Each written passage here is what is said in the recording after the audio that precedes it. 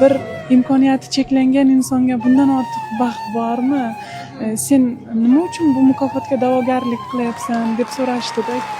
Meni voyaga yetkazgan, men uchun kerak bo'lsa jonini fido qilgan otam uchun va men uchun o'zligidan, o'z maslagidan, kasbidan kechgan onam uchun va bir davlat rahbari sifatida farzandlariga yelkadosh bo'lgan, ayniqsa nogironligi bo'lgan farzandlarini hech qachon tashlab qo'ymaydigan prezidentim uchun mehnatlari mevasini ko'rsatish.